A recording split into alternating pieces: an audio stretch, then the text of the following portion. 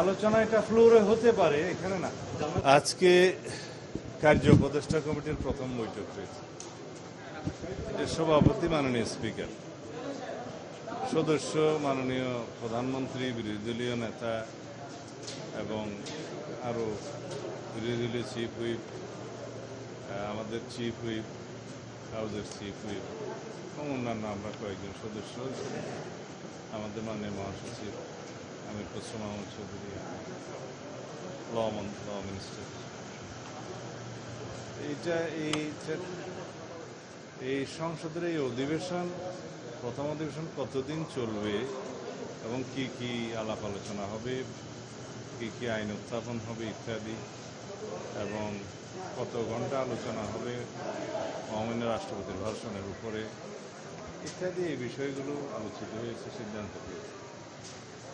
তো 15 তারিখ কালকে সংসদ অধিবেশন বসবে সকাল 11টায়, তারপরে 16 তারিখ থেকে মুলতবি হবে, মানে 15 তারিখের পরে আবার সংসদ বসবে আগামী 29 তারিখ মার্চে, ঈদের পরে।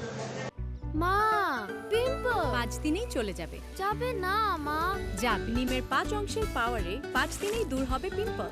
হিমালয়া পিউরিফাইং নিম ফেস ওয়াশ। এবং পরে এপ্রিল মাস পুরোটাই জাতীয় সংসদের এই অধিবেশন চালু থাকে। এই সিদ্ধান্তগুলো দিয়ে এগুলোই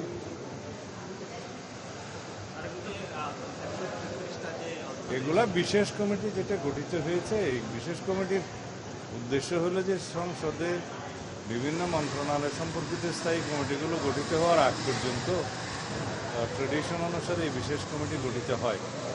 তো অধ্যাদেশগুলো, বিলগুলো যেগুলোই আসবে এগুলো বিশেষ কমিটিতেই পাঠানো হবে, সেখানে যাচাই বাছাই হয়ে তারপরে রিপোর্ট আকারে সংসদে উত্থাপিত হবে। এই অধিবেশনে অবশ্যই সম্ভব, এগুলো বিশেষ কমিটিতে যাবে, এটা কালকেই প্রস্তাব উত্থাপিত হবে, ল মিনিস্টার উত্থাপন করবে, তারপরে বিশেষ কমিটিতে এগুলো আলাপ আলোচনার পরে রিপোর্ট আকারে সংসদে পেশ করা হবে। এই নিয়ম। আলোচনা এটা ফ্লোরে হতে পারে, এখানে না।